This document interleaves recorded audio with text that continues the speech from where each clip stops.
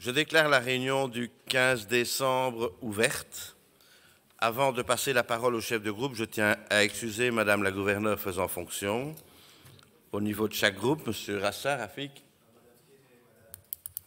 Oui. Monsieur Van de Bury. Madame François et Madame Samedi sont absentes et Madame Desbarros est malade. Merci. Monsieur Capa. Tout le monde est là, sauf M. Guickel, mais qui doit éventuellement arriver. Madame Defranc. Monsieur Lejeune. Ok, merci. Avant de commencer formellement notre séance aujourd'hui, vous avez pu constater en signant la feuille de présence que nous avions une petite gâterie. C'est notre Jean-Philippe Darcy provincial, à savoir Laurie, qui nous fait partager sa passion des petites pâtisseries et qui nous a mis à disposition ces petites tartelettes. Un grand merci Laurie, elles sont délicieuses.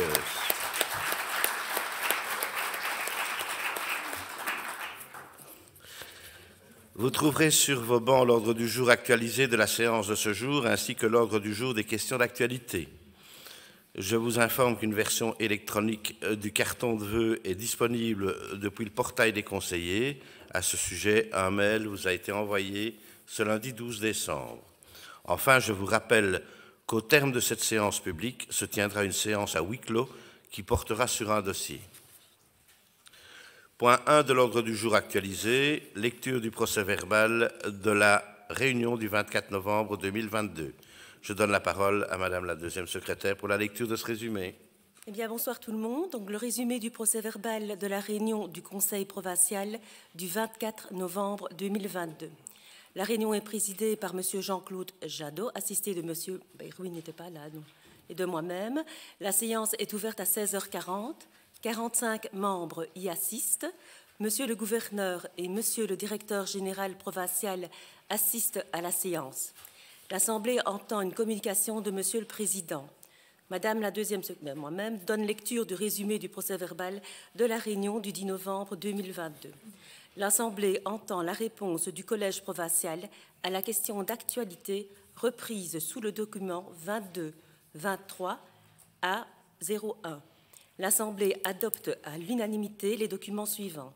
22-23/047 à 057, 22-23/059, 22-23/061 à 066, 22-23/069 et le document 22-23/077. L'Assemblée adopte les documents 22-23/060, 22-23/070 à 073 et les documents 22-23/075 et 076. Le vote sur le document 22-23/067 est reporté. Le Conseil provincial prend connaissance des documents 22-23/068 et 074. Le procès-verbal de la réunion du 10 novembre est approuvé. La séance publique est levée à 17h10. En séance à huis clos, l'Assemblée a procédé à la nomination sous réserve d'agréation par la communauté française de Madame Brigitte Dangox, à titre définitif et à temps plein, en qualité de directrice au niveau supérieur de promotion sociale à l'Institut provincial de l'enseignement supérieur de promotion sociale de Serein, à dater du 1er décembre 2022, document 22-23/058. Merci, Madame la secrétaire. L'approbation du procès-verbal interviendra en fin de réunion.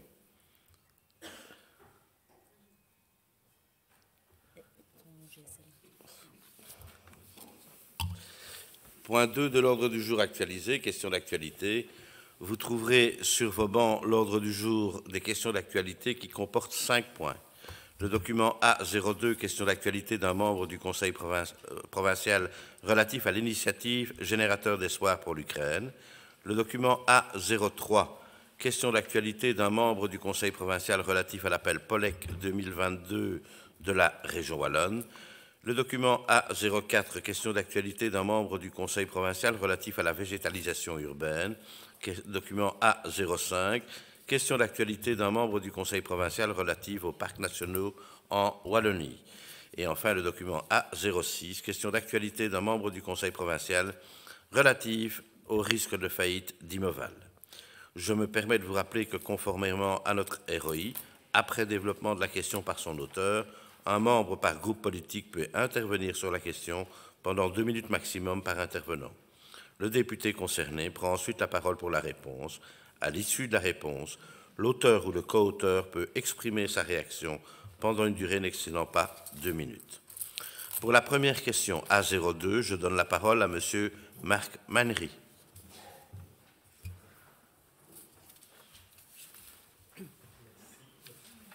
Je crois que le micro... Voilà, merci. Merci, Monsieur le Président. Bonsoir à tous. Chers collègues, on se joint d'ailleurs à vos félicitations, Monsieur le Président, parce qu'il y a plusieurs amateurs de pâtisserie dans le groupe écolo qui ont été très satisfaits de signer leur présence aujourd'hui. De manière un peu plus sérieuse, le 24 février 2022, la Russie envahissait l'Ukraine et déclenchait une guerre aux portes de l'Union européenne. Aujourd'hui, après plus de 10 mois de conflit, la stratégie russe de ciblage des installations électriques ukrainiennes semble claire. Plus de 10 millions d'Ukrainiens s'apprêtent à passer l'hiver sans électricité et parfois même sans eau courante. C'est dans ce contexte que l'Union européenne a lancé la campagne Générateur d'espoir afin de fournir des générateurs électriques à l'Ukraine. Cette initiative a été lancée par Roberta Metsola, la présidente du Parlement européen, et Dario Nardella, maire de Florence et président d'Eurocities. La campagne appelle les villes et les régions à faire don de générateurs et de transformateurs électriques pour aider les Ukrainiens à passer l'hiver difficile qui s'annonce. Je sors un tout petit peu de mon texte pour vous interpeller toutes et tous. Il fait froid, je crois que vous l'avez remarqué, et je trouve que c'est toujours intéressant, quand on a une assemblée politique, de se rendre compte qu'à quelques milliers de kilomètres d'ici, des gens se battent dans le froid pour en partie nous protéger, nous. Et je crois que prendre conscience de ça, c'est aussi important pour nous, et peut-être pour la population, mais au moins pour nous, dans un premier temps, en tant qu'assemblée politique. Ce froid, il est mortel pour certains, et nous avons la chance de vivre dans un relatif confort ici, et c'est important d'en avoir conscience. Je réatterris sur mon texte. Ces générateurs électriques contribueront à faire fonctionner les installations essentielles de l'Ukraine en fournissant de l'énergie aux hôpitaux, aux écoles, aux installations d'approvisionnement en eau, aux centres de secours, aux abris, aux pylônes téléphoniques, etc. Mais pourquoi s'attarder plus particulièrement sur l'Ukraine, me direz-vous? Certains ont froid aussi en Belgique, où il y a d'autres causes qu'on pourrait aider. Évidemment, s'attarder sur l'Ukraine n'est pas une cause exclusive. Mais s'il y avait une bonne raison, ce serait celle-ci pour moi. Je ne dois pas vous rappeler qu'il y a 1 an et demi à peine, notre province a été dévastée par des inondations. À cette occasion, bon nombre de nos concitoyens ont pu profiter d'un élan de solidarité qui a largement dépassé nos frontières nationales. De plus, certains concitoyens de notre province savent malheureusement trop bien ce que signifie passer un hiver dans des conditions précaires quand les services publics peinent à se reconstruire. Aujourd'hui, dans des circonstances bien plus tragiques, celles d'une guerre, nous avons l'occasion, à notre mesure, de rendre l'appareil à d'autres. En répondant positivement à cet appel, la province de Liège peut prendre sa part de l'effort. Je terminerai, ça pourrait paraître un peu pompeux, mais en citant un illustre fondateur de l'Union européenne, Robert Schuman, qui disait ceci: « L'Europe ne se fera pas d'un coup, ni dans une construction d'ensemble, elle se fera par des réalisations concrètes, créant d'abord une solidarité de fait. » Chers membres du Collège, la province de Liège peut-elle prendre part à l'initiative Générateur d'espoir et ainsi participer à une réalisation concrète créant d'abord une solidarité de fait? Merci. Merci, monsieur le conseiller. Quelqu'un souhaite-t-il intervenir? Pas d'intervention. J'invite donc monsieur Luc Gillard, député provincial président, à la tribune pour la réponse du Collège provincial à cette question.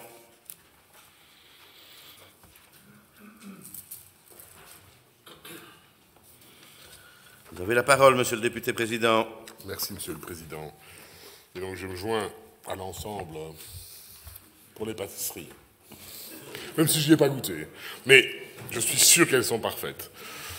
Donc, monsieur le conseiller provincial, le collège provincial a bien pris connaissance de la campagne Générateur d'espoir lancée le 21 novembre dernier par la présidente du Parlement européen, Roberta Metsola, et le président d'Eurocities, Dario Nardella, visant à faire don à l'Ukraine de générateurs électriques. Eurocities est un réseau de plus de 200 grandes villes européennes, issues de 38 pays différents, Si l'appel lancé par ce réseau se veut très large, il convient de préciser que la province de Liège n'en est pas membre. Au niveau belge, seules 7 villes flamandes, Anvers, Bruges, Gand, Courtrai, Louvain, Ostende, Malines et Malines, donc, la ville de Bruxelles et la région Bruxelles de Bruxelles-Capitale le sont. Via notre département des relations avec les territoires, les villes et communes, nous nous sommes employés à interroger différents partenaires institutionnels quant à leur volonté et surtout leur capacité de participer à cette campagne. Aucun d'entre eux n'avait eu vent de celle-ci. Ainsi, tant les 6 zones de secours de la province que l'unité opérationnelle de la protection civile à Crisnay ne sont capables de fournir des générateurs électriques. En effet, en cette période hivernale, vous l'avez rappelé, tout le matériel disponible doit pouvoir être mobilisé au profit de nos installations et de notre population. Malheureusement, il n'y a pas de matériel excédentaire qui pourrait être envoyé en Ukraine. La défense, elle, a répondu dans le même sens, même si l'aide apportée par notre armée via l'OTAN, en termes d'apport en matériel logistique et de secours, n'est plus à démontrer. Et pour répondre concrètement à votre question, notre institution ne dispose pas non plus de générateurs électriques excédentaires dont nous pourrions faire don. Au surplus, notre contexte budgétaire difficile ne nous permet pas d'en acquérir pour ensuite les acheminer en Ukraine. Cela ne veut pas dire, bien entendu, que nous ne contribuons pas aux actions de solidarité qui se déploient en faveur du peuple ukrainien. En effet, l'espace Bellevaux est depuis la mi-août et jusqu'au 17 avril prochain mis à disposition de la Wallonie via les services de Monsieur le Gouverneur afin d'héberger des réfugiés ukrainiens. Une trentaine de personnes y sont accueillies en moyenne et nous avons organisé l'accueil de telle manière que ces personnes puissent être accompagnées au mieux dans leurs différentes démarches telles que la recherche d'un logement, d'un travail, l'accès aux soins, le suivi psychosocial, la scolarisation des enfants ou encore les cours de français langue étrangère. Avant cela, c'est l'internat de Hesbaye à Warem que notre institution a mis à disposition pour du logement de transit à partir de la mi-juillet. Enfin, 22 lits complémentaires vont être proposés au domaine provincial de Wégimont à partir de ce 17 décembre pour augmenter encore notre capacité d'accueil. La valorisation de ces différentes aides s'élève à ce jour à près d'un demi-million d'euros. Comme toujours, donc, l'ambition de la province est de mettre tout en œuvre avec volontarisme et loyauté pour contribuer à l'effort de solidarité demandé et surtout pour revenir à la conclusion de votre question par la mise en place d'actions concrètes et utiles. Je vous remercie. Merci, Monsieur le député provincial président. Une réaction? Non. Nous pouvons donc passer à la deuxième question. Je donne la parole à Madame Sandrine Gaillard.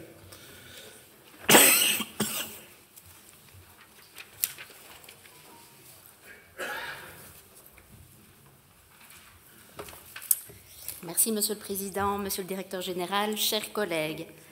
Les collectivités locales jouent un rôle essentiel dans la transition énergétique et la lutte contre les changements climatiques. Elles sont également des acteurs majeurs de la relance post-Covid, moteurs majeurs de la sensibilisation du personnel et des concitoyens, ainsi que de la mobilisation des acteurs sur le terrain. Les communes sont les pièces maîtresses des défis de demain. En effet, l'engagement de nos territoires vers une économie bas carbone plus résiliente aux crises est plus que jamais indispensable tant du point de vue environnemental qu'économique. De plus, par leur nature intrinsèquement locale et leur plus-value potentielle pour l'ensemble des parties prenantes d'un territoire, les projets énergétiques ne peuvent plus être dissociés des politiques de collectivité. La région wallonne a donc relancé le 20 octobre 2022 un appel avec un volet supracommunal. Cet appel vise à subsidier les coordinateurs POLEC supracommunaux pour la mise en place d'un service de soutien aux communes dans l'élaboration, la mise en œuvre et le suivi des plans énergie-climat. Les critères d'éligibilité sont être une structure supracommunale wallonne, province, intercommunale, conférence des élus, GAL, et proposer un service d'accompagnement pour minimum 5 communes wallonnes disposant d'un CPC. Les structures supracommunales wallonnes qui souhaitent proposer un service d'accompagnement bénéficient d'un soutien financier correspondant à 75% du coût de l'expertise interne pour 3 années de recrutement. Ma question est toute simple. La province va-t-elle déposer sa candidature à cet appel? Cela représenterait un subside de 432 000 € et l'engagement de 3 équivalents temps plein pour 3 ans, un par conférence des élus. Je vous remercie pour votre réponse. Merci, Madame la conseillère. Quelqu'un souhaite-t-il intervenir? Pas de demande d'intervention complémentaire. J'invite Monsieur André Deluy, député provincial, à la tribune pour la réponse du collège à cette question. Merci, Monsieur le Président. Madame la conseillère provinciale, comme vous le savez très certainement, la province de Liège est active de la campagne POLEC. Donc POLEC, pour rappel, politique locale, énergie, climat, depuis que, active de la campagne POLEC depuis que celle-ci est ouverte aux coordinateurs supralocaux. Elle a donc participé aux 3 appels auxquels elle pouvait prétendre, à savoir POLEC 2, 3 et 2020. Les missions des coordinateurs supralocaux décrites dans ce nouvel appel restent en totale adéquation avec celles exercées depuis 2015 par la province de Liège. Un rapport au collège a été dès lors rédigé afin de participer à l'appel POLEC 2022 et remettre notre candidature avant le 30 janvier 2023. Afin d'y préparer au mieux les communes, une séance d'information a eu lieu le 29 novembre dernier à Dizon. Elle a rassemblé une 60aine d'élus et les coordinateurs POLEC issus des entités communales. Un atelier de travail en ligne s'est également déroulé ce mercredi 14 décembre afin d'accompagner les communes dans la rédaction de leur programme de travail. Ce nouvel appel vise d'ailleurs notamment à subsidier les coordinateurs POLEC supracommunaux pour la mise en place d'un service de soutien aux communes, preuve de l'importance aux yeux de tous de proposer un tel encadrement. Les structures supracommunales qui souhaitent proposer un service d'accompagnement bénéficieront ainsi d'un soutien financier correspondant à 75% du coût de l'expertise interne pour 3 années de recrutement, charges patronales incluses. Concrètement, et pour parler plus spécifiquement de notre réalité provinciale, si le nombre de communes encadrées est supérieur à 41, alors nous pourrions bénéficier de 3 équivalents temps plein. Par contre, si le nombre de communes se situe entre 21 et 40, alors 2 équivalents temps plein seraient subsidiés. Il est important de savoir que le nombre de communes prises en considération pour bénéficier de ce financement est calculé sur base des subsides déjà connus de 2020-2021 ainsi que sur l'appel 2022. Donc, si nous ignorons encore à l'heure actuelle quelles communes déposeront une candidature dans le cadre POLEC 2022, je peux déjà vous préciser que la province de Liège coordonne via les appels précédents 40 communes et que nous pouvons d'ores et déjà espérer, à travers cela, comme je viens de le dire, espérer bénéficier de 2 équivalents temps plein pour améliorer le service proposé qui semble par ailleurs être apprécié. La province de Liège pourrait même prétendre à 3 équivalents temps plein si de nouvelles communes lui signifiaient leur envie de se joindre à nous. J'aurais compris également que si d'autres groupes de communes souhaitent faire la demande d'être coordinateur POLEC, tout ça va évidemment à l'encontre de ce que l'on fait, puisque le nombre de communes en province de Liège étant par définition stable, si d'autres groupes se mettent en place, on parle notamment de M. Condroisbet qui éventuellement sollicitait peut-être d'être coordinateur POLEC, et bien par là, ce qu'ils obtiendraient viendrait en déduction de ce que l'on a. Donc il faut nécessairement qu'on se parle avec les conférences d'arrondissement, et notamment celle-là qui, je pense, a abordé ce point récemment lors d'une de ces réunions. En guise de conclusion, la province de Liège pourrait même prétendre à 3 équivalents, je l'ai dit. Donc, non seulement, Madame Gaillard, et pour bien répondre à votre question, nous serons candidats à l'appel, mais en plus, notre rôle de coordinateur semble avoir, on l'espère, un avenir prometteur. Merci de votre bonne attention. Merci, Monsieur le député provincial. Une réaction ?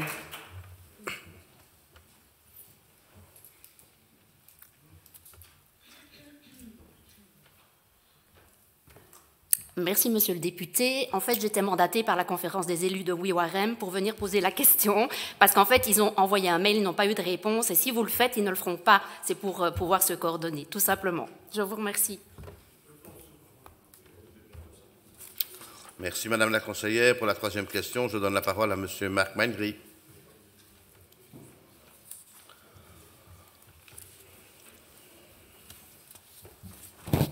Je vous remercie, Monsieur le Président, chers collègues.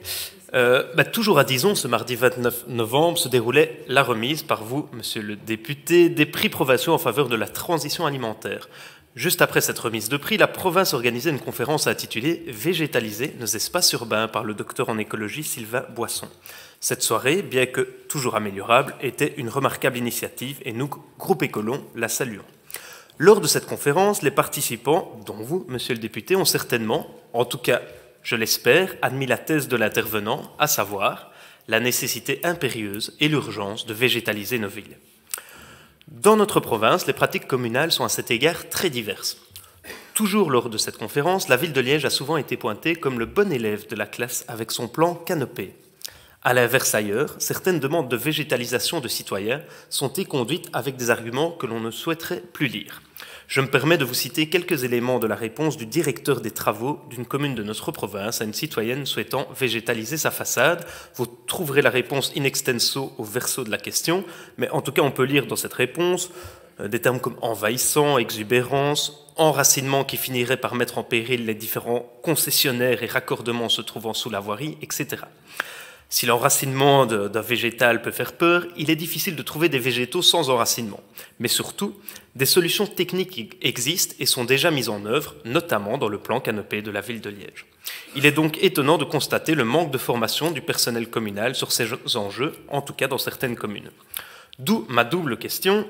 Le collège compte-t-il agir afin de diffuser les bonnes pratiques de végétalisation urbaine au sein de nos communes et de leur administration ? Si oui, comment ? Et à l'instar de son prix sur l'alimentation durable, la province ne pourrait-elle pas récompenser les particuliers et ou communes mettant en œuvre les plus beaux projets de végétalisation urbaine ? Merci encore pour votre réponse. Je vous remercie, Monsieur le conseiller provincial. Quelqu'un souhaite-t-il intervenir ? Pas d'intervention. J'invite donc à nouveau Monsieur André Denis, député provincial, à la tribune pour la réponse du collège à cette question. Merci, Monsieur le Président, chers collègues. Monsieur Manieri, je me réjouis que vous ayez apprécié, Monsieur Manieri, la conférence de ce 29 novembre. Vous interrogez le collège sur sa volonté d'agir. Permettez-moi de souligner que la démarche de sensibilisation à de tels sujets, par le biais de conférences, est déjà en soi une action. Il en va de même avec le prix des acteurs de la transition écologique et alimentaire, dont la remise se déroulait au cours de la même soirée. C'est notre façon de propager des pratiques inspirantes, reproductibles, prometteuses. Ces deux initiatives diffusent, nous l'espérons, les inspirations et les informations qui précèdent nécessairement à toute mise en œuvre. Ajoutons cependant que nous souhaitons aller plus loin en développant l'accompagnement que nous proposons à ceux qui végétalisent.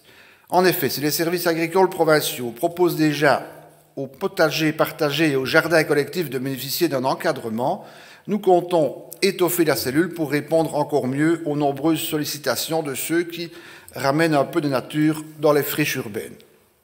Cet accompagnement sera transversal, alliant toutes les compétences nécessaires au bon développement de cette reverdurisation. Entre l'expertise au maraîchage et culture des services agricoles et de Végémar, la capacité d'analyse du sol du laboratoire et les formations dispensées par le CPFAR, nous sommes persuadés que nous avons là de quoi aiguiller au mieux quiconque se lancerait dans l'aventure de végétalisation. Complétons ceci en ajoutant que notre institution, avant même de propager les pratiques durables et favorables à une biodiversité consolidée sur notre territoire, développe des actions en son sein dans une perspective de recherche de faisabilité afin de prodiguer les conseils les plus éclairés, ayant elle-même mis en place ou essayé ce qu'elle préconise par la suite. C'est ainsi que le développement durable, en collaboration avec les services agricoles et l'enseignement agronomique, a mis en place un potager sur la toiture de la maison Erasmus à Gemep, Des essais multiples ont été menés afin de déterminer quels terreaux étaient les plus propices à une culture, légèreté pour la structure du toit, richesse en nutriments, qui produit désormais de beaux légumes. De même, le déploiement de ruches urbaines sur plusieurs sites provinciaux est destiné à vérifier la viabilité, et elle est prometteuse, de la réintégration de pollinisateurs au centre-ville, inévitable acteur de la végétalisation. L'expérience ainsi acquise et l'accompagnement accru de la future cellule biodiversité sont évidemment mis au service de tout acteur de notre territoire, dont les communes, bien sûr. Celles-ci peuvent trouver dans notre accompagnement, POLEC, donc je l'ai dit tout à l'heure, la politique locale environnement-climat, un interlocuteur qui les aidera au développement d'actions favorables à la réduction de leur empreinte environnementale et d'adaptation au changement climatique, notamment par la réintégration de la nature dans les espaces urbains. Il pourra aussi les mettre en lien avec les autres services utiles à cette démarche.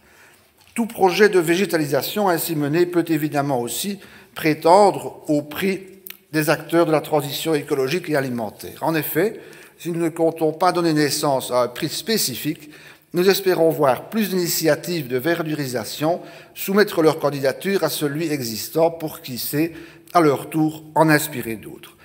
N'hésitez donc pas à suggérer à tout qui aurait ce profil de participer à l'édition de notre prix 2023. J'espère avoir ainsi, M. Méneri, répondu à vos interrogations et à vos suggestions. Je vous remercie pour votre bonne attention. Merci, Monsieur le député provincial. Une réaction?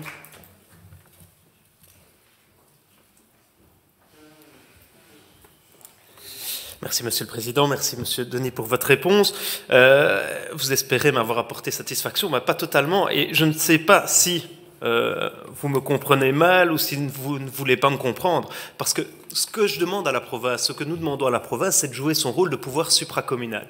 Et vraiment d'être capable de donner ces guides, ces guidelines, ces guides de bonnes pratiques en termes de végétalisation. Il est très compliqué pour une commune de se dire, mais tiens, quelle essence de plante est-ce qu'on peut mettre en façade, comment est-ce que je vais l'entretenir, comment est-ce qu'on peut protéger les apétrons des trottoirs, combien d'arbres est-ce qu'il faut prévoir si on veut mettre des arbres dans une rue. Ce genre de questions, une commune a beaucoup de mal à y répondre, son administration n'est pas suffisamment outillée, n'a pas suffisamment de temps, et je pense que c'est vraiment un des rôles que pourrait endosser la province, de se dire, nous allons faire ce travail. Alors, j'entends que ce travail est en cours, par exemple, pour des potagers, pour des ruches, mais ça reste quand même, je trouve, très, très, très pointu. Il faudrait, je trouve, un travail plus général sur la végétalisation urbaine. Je rappelle que cette végétalisation, vous étiez là à la conférence, mais est vraiment importante tant en termes de lutte contre le réchauffement climatique que de sauvegarde de la biodiversité. Nous devons végétaliser nos villes si nous voulons avoir un peu moins chaud aussi, tout simplement, en été. Et donc, voilà, la province a un rôle à jouer et on entend qu'elle le joue dans certains domaines, mais elle peut clairement faire... Il reste des trous et la province doit combler ces trous. Voilà, merci beaucoup. Merci, Monsieur le conseiller provincial.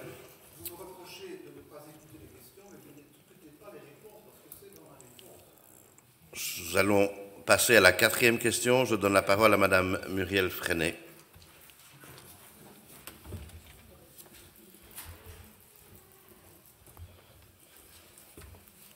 Merci, Monsieur le Président. Mesdames, Messieurs, chers collègues, donc sur les parcs nationaux en Wallonie, l'entre Sambre et Meuse et la vallée de la Semois sont donc les deux élus. Ce jeudi 9 décembre 2022, le gouvernement wallon a élu ces deux parcs nationaux et les Hauts-de-Fagne ne sont pas dans les élus, on parle même de battus. Que s'est-il donc passé? Quelle marche avons-nous ratée? Quel dossier n'a pas convaincu les autorités wallonnes? Que nous a-t-il donc manqué pour y arriver? Une subvention conséquente nous échappe, une reconnaissance plus large s'envole, un attrait touristique supplémentaire fait défaut. Un petit lot de consolation nous revient. Où allez-vous le dédier et quels projets vont voir le jour? Je vous remercie. Merci, Madame la conseillère. Quelqu'un souhaite-t-il intervenir? Madame Van den Berg.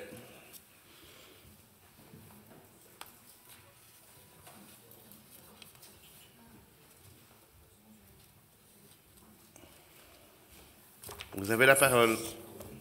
Merci, Monsieur le Président. Écoutez, bien suffisant celui qui dirait que nous n'aurions pas pu faire mieux, une marge de progression étant évidemment toujours possible. Néanmoins, je tiens à préciser que chaque personne en présence y a travaillé avec tout son cœur, toute son âme, toutes ses tripes, que ce soit les citoyens, les accueillants touristiques, les acteurs économiques, les associations culturelles, patrimoniales, les scientifiques, les politiques, autant locaux que provinciaux que de la communauté germanophone. Portez tous... Pardon. Portez tous viscéralement... Mon Dieu. Merci, je veux bien. Portez tous viscéralement la volonté... Vous avez de la chance, hein, parce que... Portez tous viscéralement la volonté de protéger davantage notre territoire. Merci.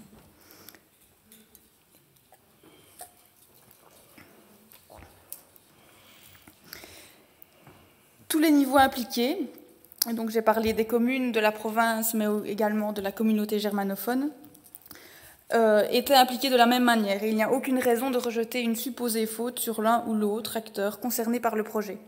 Des sentiments positifs se sont ressentis lors de l'élaboration de ce projet qui fut fédérateur pour toute une région et qui a permis de mettre des acteurs justement en communication.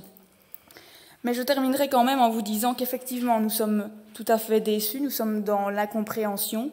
C'est effectivement une somme d'argent importante qui s'envole, mais c'est surtout, et au-delà du galon, c'est surtout la reconnaissance morale sur une nature qui est hors du commun en Belgique qui s'en va.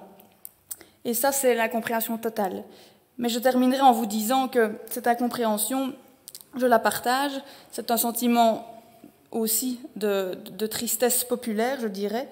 Mais je ne m'aventurerai pas à vous expliquer l'inexplicable sur ce classement. Mais vous pourriez, je pense, poser la question à Madame Tellier, porteuse du projet, lors d'une réunion de votre parti, et j'ose espérer que sa réponse sera claire, concise, précise sur les raisons qui ont amené à ce classement. Je terminerai en disant que personnellement, chaque jour j'en suis davantage fagne, aujourd'hui plus qu'hier et bien moins que demain. Merci. D'autres interventions dans les autres groupes?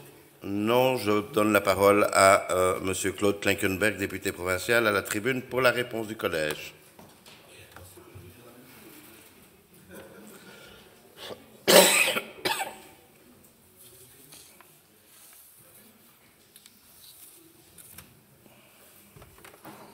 Merci, Monsieur le Président. Je ne suis pas certain que je vais vraiment dire la même chose que ma collègue, mais bon.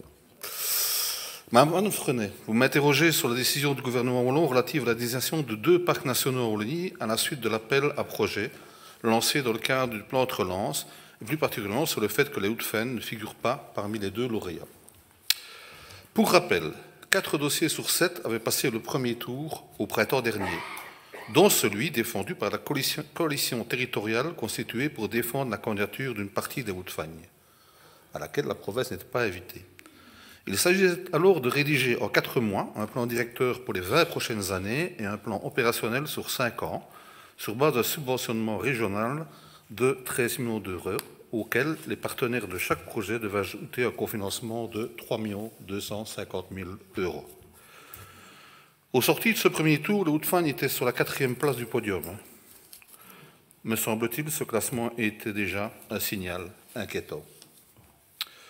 Que l'on puisse dire, en effet, dès l'annonce de cet appel à candidature, c'est tout naturellement que le parc naturel Hauts-de-Fagne, ASBL paraprovincial, a marqué un réel intérêt et même démontré une volonté de se positionner pour piloter le projet au service du territoire des forces vives, dont les entités communales, locales bien entendu. La province de Liège, en tant que pouvoir organisateur du dit parc naturel, soutenait évidemment cette idée, dans la mesure où cela coulait de source, si je peux me permettre ce petit jeu de mots. Or, lorsque la province de Liège, au travers de sa fédération du tourisme et de l'ASBL Parc naturel Hauts-de-Fagne AFL, a fait offre de service aux communes présentes autour de la table, à savoir Jalais, Ouem et Malmedy, la réaction nous a surpris, elle n'a pas été celle escomptée.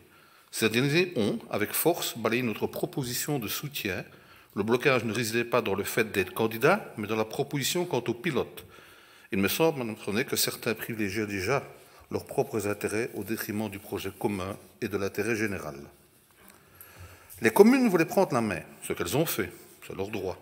Au bout de quelques semaines, lorsqu'il a fallu constituer la coalition pour se remettre au travail, il aurait alors apparu utile de nous inviter pour notre savoir et notre savoir-faire. De plus, parallèlement, ils avaient engagé un bureau d'experts français pour les accompagner avant notre arrivée, comprennent qui pourra l'intérêt. Favorisant l'intérêt des habitants, l'image d'un territoire et son économie plutôt que l'addition d'intérêts particuliers, nous avons répondu présent. Avec mon collègue André Denis et le soutien de l'ensemble du collège provincial, nous avons rencontré les bourgmestres et nous leur avons expliqué que les services provinciaux et paraprovinciaux apportaient près de 2 250 000 €, soit plus de 560 000 € par an de soutien valorisable au projet du parc national. Je peux vous faire fournir, si vous voulez, le détail de ces propositions. Les équipes provinciales et communales concernées se sont dès lors enfin relevé les manches pour participer à la rédaction de ce plan directeur qui se projette sur une durée de 20 ans, comme j'ai déjà indiqué. Un très grand élan s'est affiché en faveur de la création de ce parc national. C'est vrai, des ateliers d'échange, de concertation avec les acteurs de terrain et la mobilisation de la population dans le cadre de la réponse à l'appel à projet en sont les témoins. Au-delà de ses qualités actuelles, ce territoire dispose encore d'un énorme potentiel en termes de gains en biodiversité, mais également de dépaysement et d'enchantement, tout comme en termes d'activité économique. Nos objectifs étaient donc de protéger l'intégrité des écosystèmes et des processus naturels en s'inscrivant dans un long terme, encadrer les activités humaines pour protéger les sites et prendre en compte les besoins de la population, faire de ces vastes étendues naturelles des opportunités de visite et d'animation récréative et éducative, et enfin, contribuer à l'économie locale avec un minimum d'infrastructures et une présence discrète du tourisme. C'est effectivement ce que nous avons voulu proposer. La candidature a, comme vous le savez déjà, été rentrée par la SBL Région de Verviers, qui est composée des représentants des différents partis. Malheureusement, les experts désignés pour constituer le jury n'ont pas été convaincus par les actions pourtant essentielles que nous proposions, notamment en termes de préservation de la biodiversité, critère le plus important au niveau de la cotation générale. Madame la ministre Tellier a reconnu la valeur actuelle du territoire des Hauts-de-Fagne, mais a indiqué regretter le manque de perspective d'évolution et de régulation des flux, problème déjà bien connu. Au final, je m'en remets à la décision du gouvernement Long, en qui je garde pleine confiance. Je m'attendais à cette décision, je l'ai déjà dit, je crois, ici à la tribune, et nous avions déjà eu ce débat en 5e commission, je peux prendre M. Lejeune à témoin, et j'étais déjà sceptique quant à la réalisation de ce projet, les conditions que je viens d'évoquer plus avant. Je tiens donc vraiment à remercier les agents de la FDPL et toutes les personnes qui ont œuvré dans le cadre de ce dossier et qui ont accepté de prendre le train en marche, vraiment clair de le dire, et de travailler dans des conditions pas faciles. Vous me demandez des explications, Mme Frenet, sur ce qui s'est passé. J'ai d'ailleurs demandé à recevoir le rapport des jurés. Je l'ai reçu ce mercredi. Je peux en tout cas vous assurer que nous allons l'analyser minutieusement, notamment sur le volet de préservation de la biodiversité, autrement dit, le volet le plus important. Cela étant, chers collègues, j'ai surtout envie de retenir que malgré un démarrage compliqué, nous avons su, probablement trop tard, nous rassembler avec un grand nombre de partenaires. Nous disposons aujourd'hui d'un plan d'action riche et ambitieux pour la défense du biotope des Hauts-de-Fagne et sa valorisation sur le plan économique et touristique. Certes, nous ne pourrons pas tout faire sans la subvention régionale, mais je crois sincèrement qu'avec la volonté de chacune et chacun, tout n'est pas perdu. D'ailleurs, c'est le cas, puisque d'une part, Madame la Ministre nous promet d'être attentive aux besoins d'investissement notamment, et d'autre part, notre coalition va percevoir un subside, certes moins important, mais de 250 000 € pour mettre en œuvre un scénario B, lequel vise à développer les actions sensibilisation visant les jeunes générations, et dont l'objectif est de leur ouvrir les yeux sur l'importance de préserver la biodiversité, de protéger la nature, afin que cette dernière continue de nous offrir un espace de vie agréable pour les décennies à venir. Enfin, Madame Frenet, je comprends l'intérêt de votre question dans cet hémicycle. Je me permets tout de même de vous rappeler qu'un éminent membre de votre parti et conseiller communal à OM, je ne cite pas de nom, mais enfin, il n'y en a pas des masses, est membre du comité de pilotage et qu'il a patrimoine attentif au dossier. Je vous propose peut-être de le contacter, si vous n'avez pas ses coordonnées, je les ai, pour voir exactement ce qu'il pense et ce qu'il a fait. Et comme l'aurait dit Churchill, le succès n'est pas final, l'échec n'est pas fatal, c'est le courage de continuer qui compte. Je vous remercie pour votre attention et je comprends aussi, je dirais, le sentiment plus sensible de ma collègue qui est venue prendre la parole avant, parce qu'elle s'y est fortement engagée et je comprends la déception tant pour elle que pour nous. Mais je pense que si on devait recommencer ce dossier aujourd'hui, il me semble qu'on aurait pu ou dû pouvoir travailler différemment, en tous les cas avec le comité de coordination qui a été mis en place et qui, soyons clairs, dans un premier temps, n'a pas voulu que la province soit partenaire du projet. Et je vous citerai, non pas le nom du bourgmestre, mais quand un bourgmestre vous dit, après lui avoir fait une proposition de partenariat province-commune, et qui me dit non, et puis j'ai dit, on fait non, une contre-proposition, et qu'il me dit, tu comprends, Claudie, on ne va pas vous mettre dehors par la porte pour vous laisser rentrer par la fenêtre. Tout était dit. Voilà. Alors, les mots peuvent parfois dépasser l'entendement, mais j'ai un témoin qui est à côté de moi. Ce témoin était debout, il s'est assis. Voilà. Je vous remercie pour votre attention et pour la suite. Merci, Monsieur le député. Une réaction, Madame Freinet.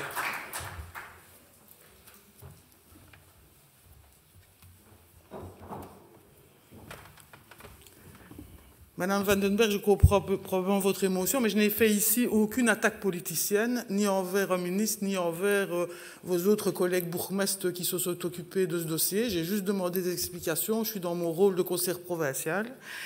Il y a quand même de la friture sur la ligne, puisque apparemment les amis de la Fagne, eux, sont assez contents de ne pas être reconnus. Donc il faudrait peut-être voir sur le territoire ceux qui sont contents, ceux qui ne sont pas contents. En tout cas, il y a de la friture entre les partenaires sur ce dossier. C'est évident. Il y a certains qui sont en tout cas contents de ne pas être reconnus comme parc national. Et moi, je n'ai pas pris parti ni pour un ni pour l'autre. J'essaie juste de comprendre pourquoi nous n'avons pas été acceptés en tant que dossier et pourquoi les choses se sont passées comme ça. Monsieur le député a reçu la réponse du comité d'experts. Donc ce n'est pas Madame Tellier toute seule qui a décidé et c'est bien ainsi. Et il l'analysera et il nous dira ce qu'il en est pour la suite. Donc je ne vois pas pourquoi il y a cette attaque comme ça, un peu voilà, c'est un peu stupide, ça n'a aucun intérêt. Voilà. Oui, c'est stupide, ça n'a pas d'intérêt. Merci, Madame la conseillère. Pour la 5e et dernière question, je donne la parole à Monsieur Julien Vandebury.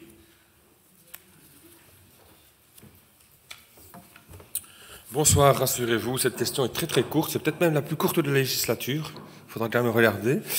Monsieur le Président, chers collègues, fin novembre, la presse nous alertait sur le risque de faillite des sociétés liées au projet du Crystal Park à Seraing, et en particulier la société Imoval. Vraisemblablement, ce risque est plus que confirmé maintenant. Et ma question est assez simple. Je voulais avoir, au moment où je pose la question et où vous me répondez, il se passe déjà des tas de choses, c'est incroyable la vitesse. Et donc, pouvez-vous nous informer quant aux conséquences sur la participation provinciale dans ce projet et quelle est l'implication que nous allons, les décisions qui vont être prises par le Collège provincial dans les semaines à venir ou mois à venir. Merci pour vos réponses. Merci, Monsieur le chef de groupe. J'invite Monsieur Claude Klinkenberg, député provincial, pour la réponse du Collège provincial à cette question. Voilà, Monsieur Manieri. Ah non, pardon. C'est sur mon texte, excuse-moi, je te présente mes excuses. Votre question évoque la situation de la société Imoval et plus particulièrement le risque de faillite, d'une part, et d'autre part, le sort de la participation provinciale au sein de cette société. À propos du risque de faillite, celle-ci s'est transformée en réalité, car vous le savez sans doute déjà par la lecture de la presse, la faillite de la société Imoval a été prononcée ce 12 décembre par le tribunal de l'entreprise de Liège. Cette faillite a été prononcée sur aveu. La société Imoval, cet aveu a été rendu obligatoire par les derniers éléments qui ont marqué ce dossier durant ce mois de novembre 2022. En effet, le 10 novembre, la société anonyme Imoval a sollicité du tribunal de l'entreprise une prorogation du sursis lié à la procédure de réorganisation judiciaire pour une période de 6 mois, soit jusqu'au 28 mai 2023. Par jugement du 28 novembre, le tribunal de l'entreprise qui avait ouvert la PRJ en juillet a dit débouter la société Imoval de sa requête pour prorogation du sursis. Dès cet instant, le sursis dont bénéficiait la société Imoval a donc pris fin. Dès cet instant aussi, Imoval ne pouvait échapper à l'obligation imposée par le Code de droit économique. Les sources de code commandent en effet à l'entreprise qui est en état de cessation de paiement et d'ébranlement de crédit de faire aveu de faillite dans les 30 jours. Ces deux conditions posées par la loi étant réunies dans le chef d'Imoval, dès avant l'ouverture de la PRJ, le collège provincial, conseillé par l'avocat de la province de Liège dans cette affaire, a donc donné à son représentant permanent au conseil d'administration d'Imoval le mandat explicite de voter en faveur de l'aveu de faillite lors du conseil d'administration au cours duquel cette décision a été débattue. Début décembre, le CA d'Imoval n'a eu d'autre choix que de décider de faire cet aveu de faillite devant le tribunal de l'entreprise qui a prononcé cette faillite ce 12 décembre. La faillite, outre qu'elle satisfait, je l'ai dit, une obligation légale, je ne sais pas qu'elle nous satisfait, c'est une obligation légale, offre donc aussi un gage de transparence et de sécurité. Je reviens maintenant à la question de la récupération pour notre institution de tout ou partie de sa participation dans cette société. Pour rappel, on parle de 2 250 000 € décidés en 2004 par notre Assemblée ici, L'Assemblée, à l'époque, représentait 4 formations politiques. Personne n'a voté contre. Il y a eu 3 formations qui ont voté pour et une qui s'est abstenue, simplement parce que le délai était trop court. C'est votre formation politique, et qui trouvait que c'était dommage de travailler dans un délai pareil. J'ai été relire les PV pour être sûr de mon coup. Donc j'avais une autre question de récupération. Nous ne nous en cachons pas, l'espoir est très mince.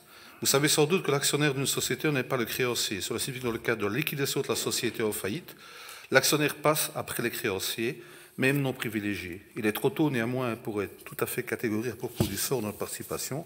Soyez assurés que nous suivons ce dossier attentivement et que si des éléments nouveaux arrivent, je ne manquerai pas de vous en tenir informé. Voilà. Merci, monsieur le député. Une réaction?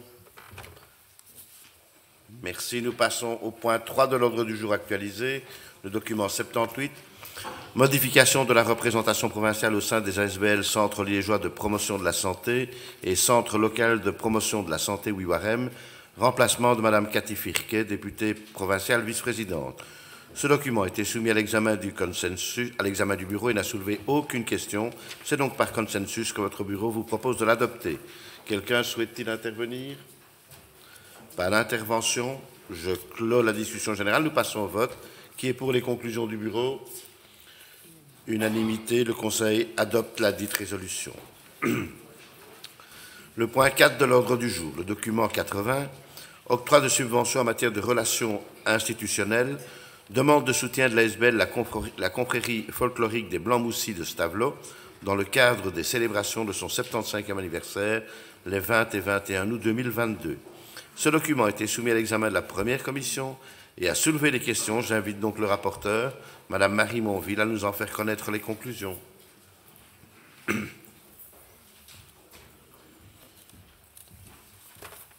Vous avez la parole, Madame la conseillère. Merci, Monsieur le Président. Donc, votre première commission s'est réunie le 13 décembre et a examiné le document 80. Une commissaire profite de ce point pour interroger de façon générale ces demandes de subventions qui sont présentées tardivement, soit après l'événement.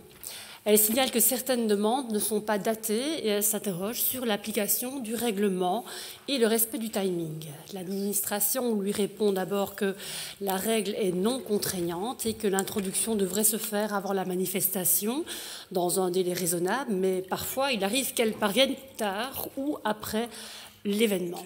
Les raisons peuvent être diverses. L'instruction du dossier peut aussi être ralentie par le manque de pièces, la rigueur administrative n'étant pas toujours au rendez-vous. Le député précise que certains demandeurs ne disposent pas toujours des ressources et des compétences nécessaires et que le soutien de l'administration provinciale est précieux.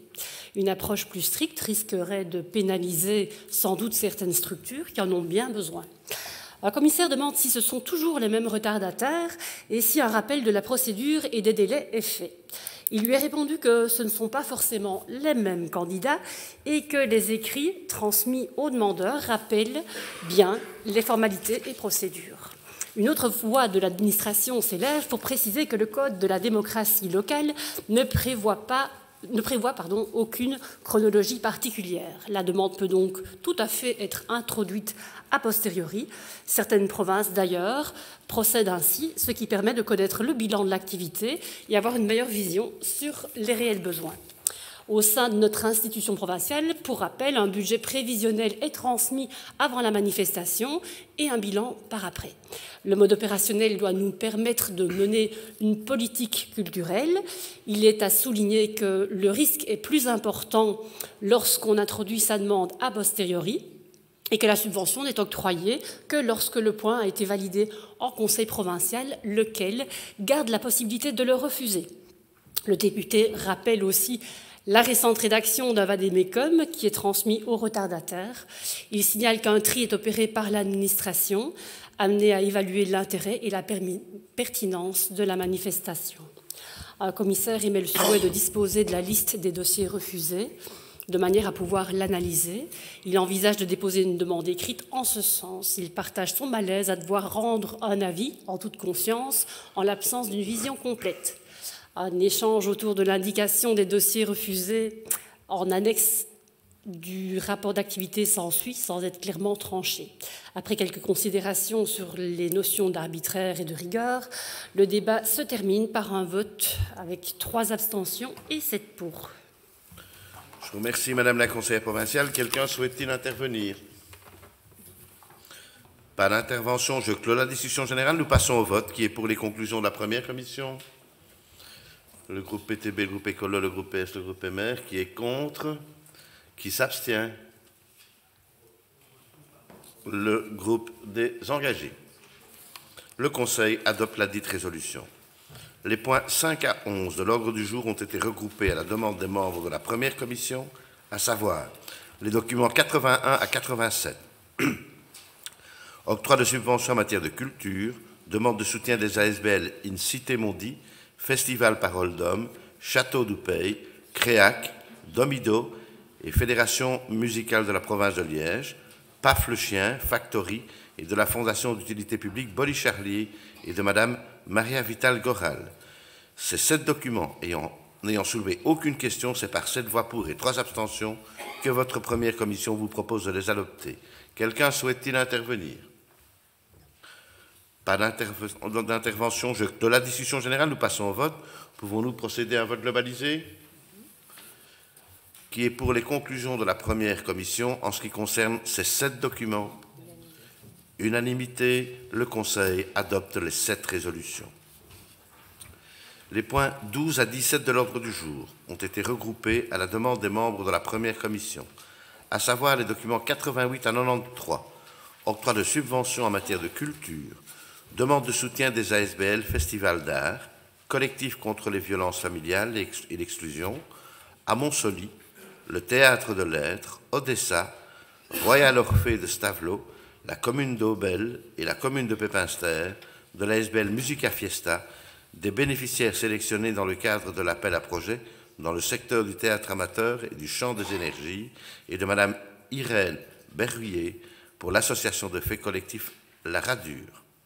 Ces 6 documents n'ayant soulevé aucune question, c'est par 7 voix pour et 3 abstentions que votre première commission vous propose de les adopter. Quelqu'un souhaite-t-il intervenir? Pas de demande d'intervention? Nous allons procéder au vote. Pouvons-nous procéder à un vote globalisé? Qui est pour les conclusions de la première commission en ce qui concerne ces 6 documents? Unanimité, le Conseil adopte les 6 résolutions. Le point 18 de l'ordre du jour, le document 79, demande de soutien de l'ASBL Crac-Saton dans le cadre de l'organisation d'un événement caritatif de récolte de fonds, le Crac-Saton, les 24 et 25 septembre 2022 à Malmedy. Ce document a été soumis à l'examen de la deuxième commission et n'a soulevé aucune question.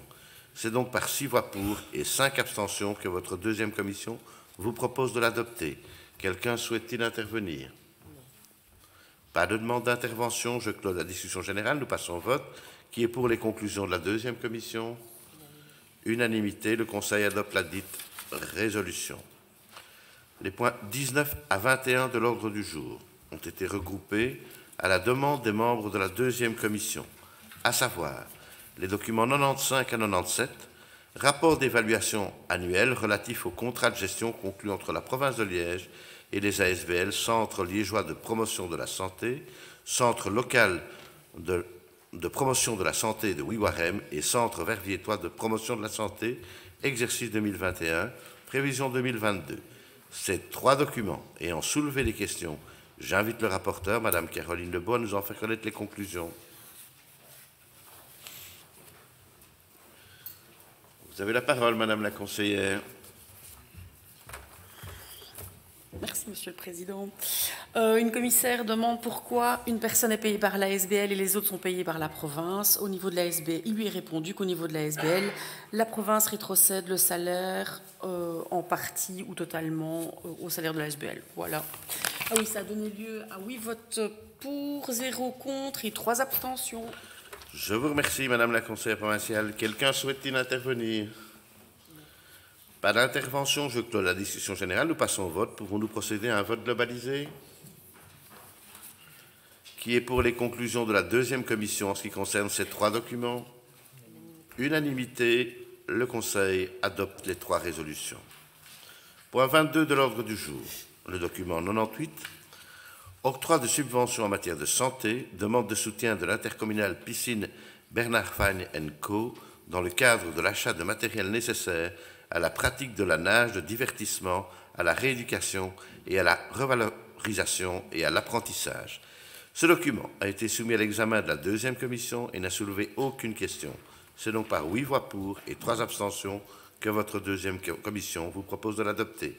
Quelqu'un souhaite-t-il intervenir? Pas d'intervention, je clôt la discussion générale. Nous passons au vote. Qui est pour les conclusions de la 2e commission? Unanimité, le Conseil adopte la dite résolution. Point 23 de l'ordre du jour, le document 99.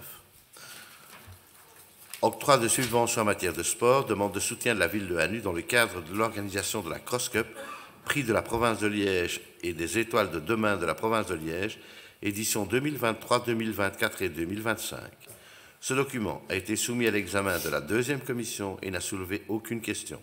C'est donc par 8 voix pour et 3 abstentions que votre 2e commission vous propose de l'adopter. Quelqu'un souhaite-t-il intervenir? Pas d'intervention. Je clôt la discussion générale. Nous passons au vote. Qui est pour les conclusions de la 2e commission?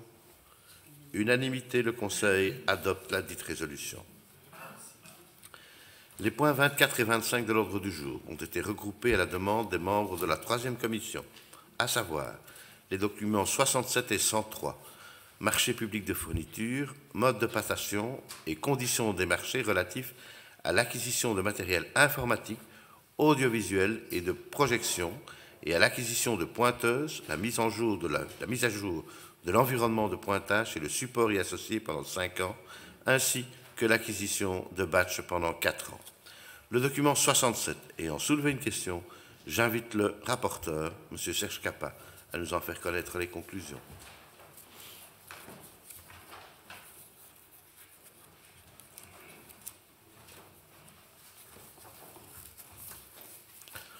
Ça ira, Serge, tu veux qu'on flèche le chemin?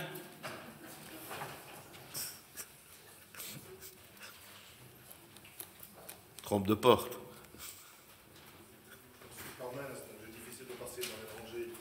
Ah oui, ça. Je partage ta difficulté.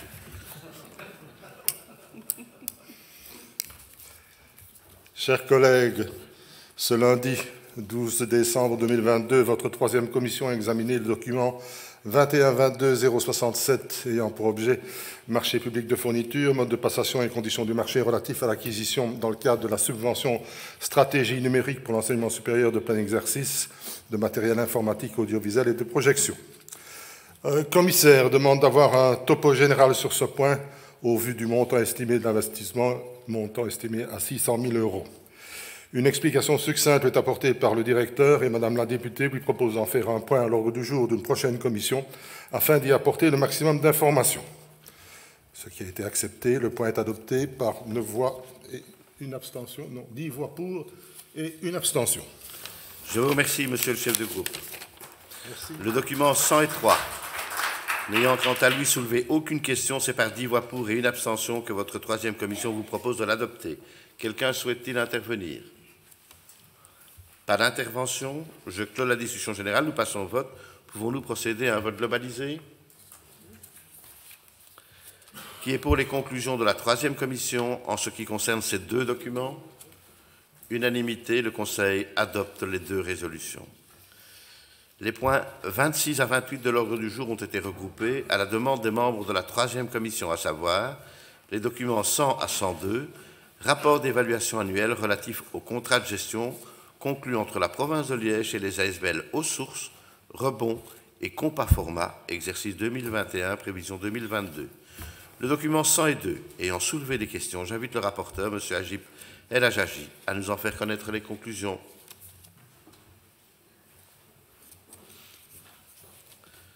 Tu as la parole, Agip. Merci beaucoup. Ce lundi 12 décembre, les membres de notre 3e commission se sont réunis, ont examiné les documents 100, 102. Il n'y a pas eu de remarques sur les rapports en tant que tels, mais un commissaire demande si ces projets peuvent être soutenus dans le cadre du Fonds social européen. La réponse est affirmative. Les 3 dossiers ont été votés à l'unanimité. Je vous remercie. Merci, Monsieur le conseiller provincial. Quelqu'un souhaite-t-il intervenir? Pas d'intervention, je clôt la discussion générale. Nous passons au vote. Pouvons-nous procéder à un vote globalisé? Qui est pour les conclusions de la 3e commission en ce qui concerne ces 3 documents? Unanimité, le Conseil adopte les 3 résolutions. Les points 29 et 30 de l'ordre du jour ont été regroupés à la demande des membres de la 4e commission, à savoir les documents 104 et 105. Octroi de subventions en matière de développement durable, demande de soutien des ASBL Instant Production et Pays de la Haute-Amblève. Ces 2 documents n'ayant soulevé aucune question, c'est par 6 voix pour et 4 abstentions que votre 4e commission vous propose de les adopter. Quelqu'un souhaite-t-il intervenir? Pas d'intervention. Nous passons au vote. Pouvons-nous procéder à un vote globalisé?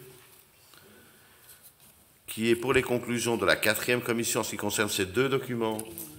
Unanimité, le Conseil adopte les 2 résolutions. Point 31 de l'ordre du jour, le document 106.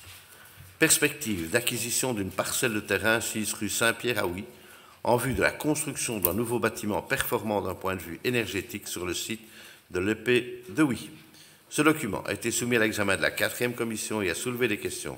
J'invite donc le rapporteur, Madame Sandrine Gaillard, à nous en faire connaître les conclusions. Merci, Monsieur le Président. Et j'aimerais bien faire une petite requête, si on pouvait avoir des plaides pour ce côté-là, parce qu'on est tous frigorifiés. Ici aussi. Tout le monde, alors. Donc, le document 22-23-0-106 a été examiné ce lundi 12 décembre. Une commissaire s'étonne qu'un notaire estime le terrain à 39 000 et que les propriétaires exigent 62 400 et qu'on leur donne ce qu'elles veulent.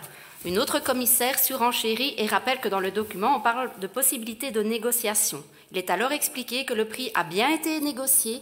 Un promoteur aurait offert 90 000 € pour y construire un immeuble à appartements. Mais les propriétaires ont finalement accepté la proposition provinciale. Suite à ce mini-débat, l'administration a montré les plans du projet et a expliqué tout ce qui était prévu pour les prochaines années au sein de l'établissement de Huy. Merci, Madame la conseillère provinciale. Quelqu'un souhaite-t-il intervenir sur ce point? Personne. Je clôt la discussion générale. Nous pouvons passer au vote. Qui est pour les conclusions de la 4e commission? Unanimité. Le Conseil adopte la dite résolution. Je regrette, Madame Gaillard, que ce point n'ait pas réchauffé l'atmosphère. Point 32 de l'ordre du jour.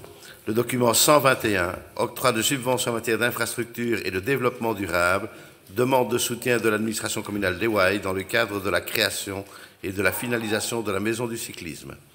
Ce document a été soumis à l'examen de la 4e commission et a soulevé des questions. J'invite donc le rapporteur, M. Guy Dubois, à nous en faire connaître les conclusions. La parole, Monsieur le conseiller. Merci, Monsieur le Président, Monsieur le Directeur général, Mesdames, Messieurs les députés, chers collègues. Rapporteur de la 4e commission qui s'est réunie lundi 12 décembre au Val-Benoît à 17h. Donc, point 121, question d'un commissaire, pourquoi une subvention complémentaire? Il lui a été répondu qu'il s'agit de concrétiser et de finaliser le projet, à savoir les aménagements intérieurs, la création de l'espace d'accueil, l'éclairage adapté pour un musée et une remise en conformité des installations qui ont été impactées par les inondations de juillet 2021.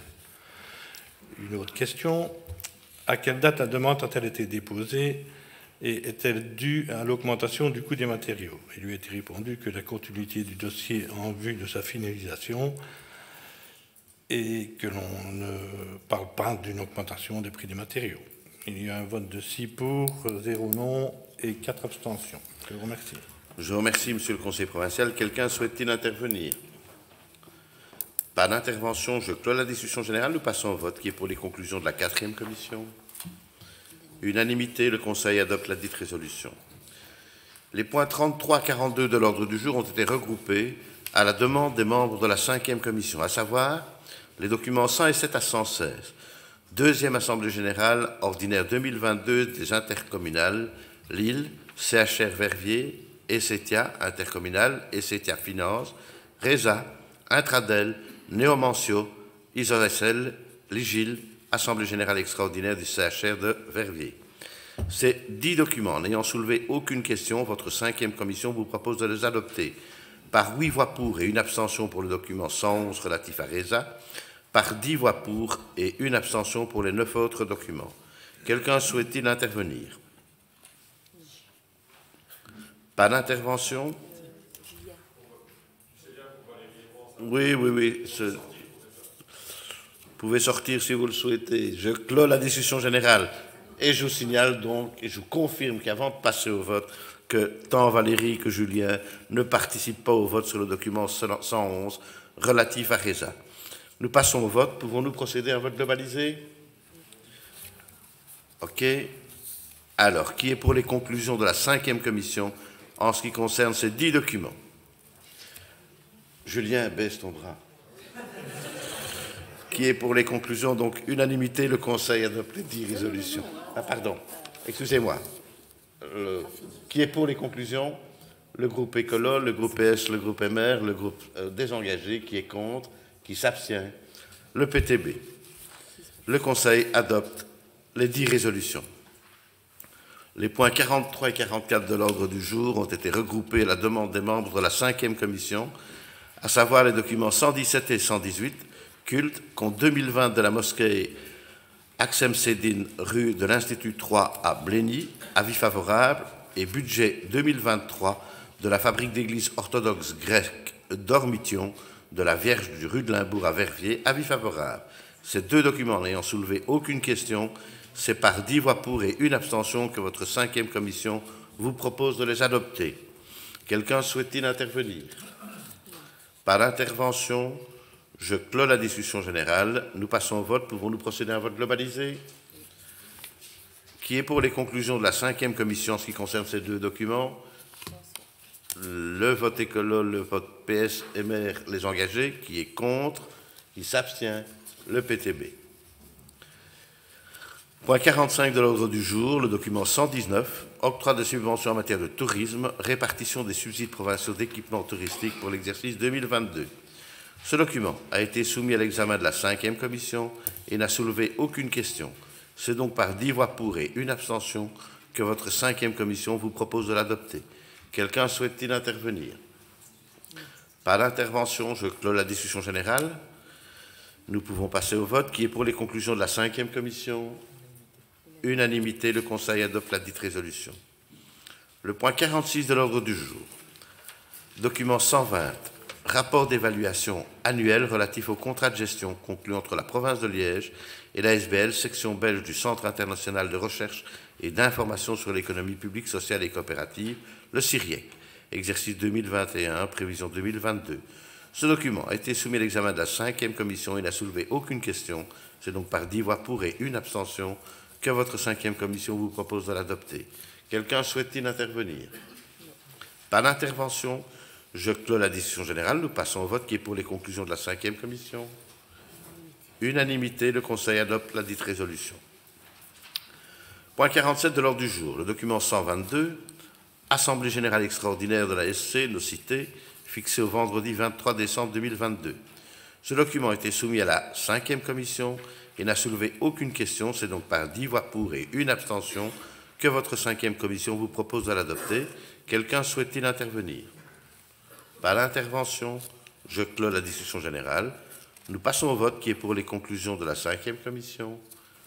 Unanimité, le Conseil adopte la dite résolution. Le point 48 de l'ordre du jour. Approbation du procès-verbal de la séance du 24 novembre 2022. Aucune réclamation n'ayant été déposée en ce qui concerne la rédaction du procès-verbal de notre dernière réunion, je le déclare approuvé et déclare close la séance publique de ce jour. La prochaine séance ordinaire du Conseil provincial aura lieu le jeudi 26 janvier 2023 à 16h30. Je vous souhaite d'excellentes fêtes de fin d'année et nous allons procéder... Pardon. Oui, attends. Je vous souhaite à tout le monde, mais je garde les conseillers pour le huis clos si vous le voulez. Donc en application de l'article L2212-15 du Code de la démocratie locale et de la décentralisation, de l'article 50 de notre règlement d'ordre intérieur, je prononce le huis clos pour la suite de nos travaux de ce jour. Je prierai, monsieur le responsable...